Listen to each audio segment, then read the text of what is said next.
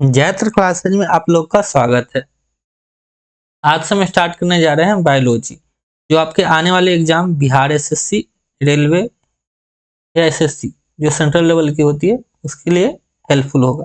ये दूसरे एग्जाम्स के लिए भी हेल्पफुल होगा। चलिए स्टार्ट करते हैं। बायोलॉजी बायोलॉजी शब्द सबसे पहले दिया लामार्क एंड ट्रेविडेनस ने। बायोलॉजी शब्द बना है बायोस और लोगोस से मिलकर। बायोस का मतलब होता है लाइफ या कहीं लिविंग, और लोगोस का मतलब होता है स्टडी। इट मीन्स बायोलॉजी क्या हुआ? स्टडी ऑफ लाइफ या लिविंग। फादर ऑफ बायोलॉजी कहते हैं अरिस्टोटल को। अंग्रेजी में अरिस्टोटल कहते हैं, हिंदी में अरस्तु कहते हैं। बायोलॉजी को डिवाइड किया जाता है मेनली दो मेजर ब्रांच में, एक बोटनी और एक दूसरा जूलॉजी। बोटनी किसको कहते हैं? स्टडी ऑफ प्लांट्स को कहते हैं बोटनी, और स्टडी ऑफ एनिमल्स को कहते हैं जूलॉजी। फादर ऑफ बोटनी कहते हैं थियोफ्रेस्टस को, और फादर ऑफ जूलॉजी कहते हैं अरिस्टोटल यानी कि अरस्तु को। इट मीन्स अरस्तु को फादर ऑफ जूलॉजी भी कहते हैं और फादर ऑफ बायोलॉजी भी कहते हैं। आगे बढ़ते हैं। ओरिजिन ऑफ लाइफ की जानकारी सबसे पहले मिलती है कीमोसिंथेसिस थ्योरी से। इसे दिया था ओपरिन ने।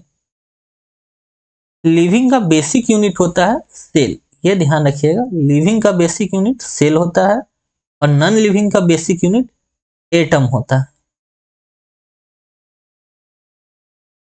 मेटाबॉलिक रिएक्शन किसको कहते हैं?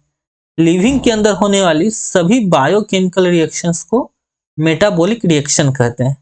मेटाबॉलिक रिएक्शन होते हैं दो टाइप के, एक कैटाबॉलिज्म और एक एनाबॉलिज्म।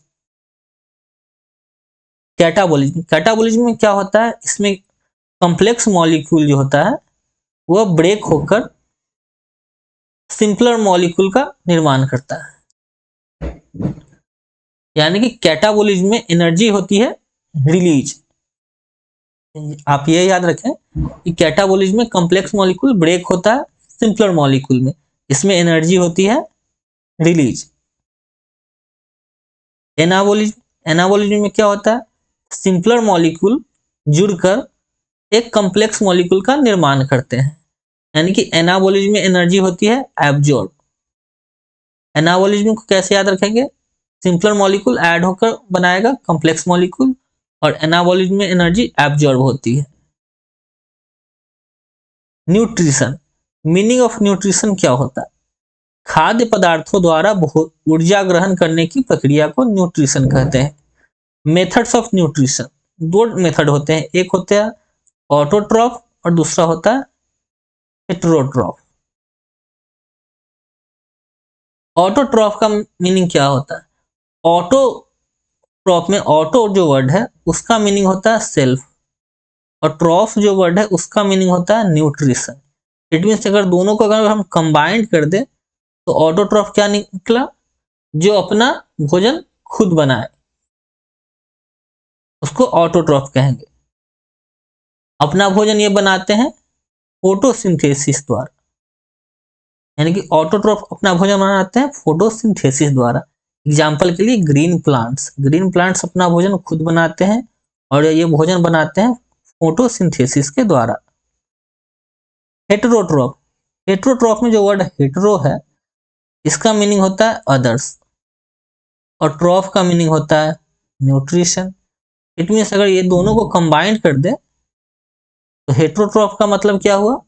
जो अपने भोजन के लिए दूसरों पर निर्भर हो, ये फोटोसिंथेसिस नहीं करते हैं। हेटेरोट्रॉफ जो है फोटोसिंथेसिस नहीं करते हैं। इसमें आ जाता है आपका पूरा का पूरा एनिमल किंगडम, जिसमें ह्यूमन भी शामिल होता है, इंक्लूडिंग ह्यूमन। ये भी अपने भोजन के लिए दूसरों पर निर्भर होता है, ये फोटोसिंथेसिस नहीं करता है। उम्मीद है आज का क्लास आपको समझ में आया होगा। इसके आगे पढ़ेंगे अगली क्लास में। Thank you for watching.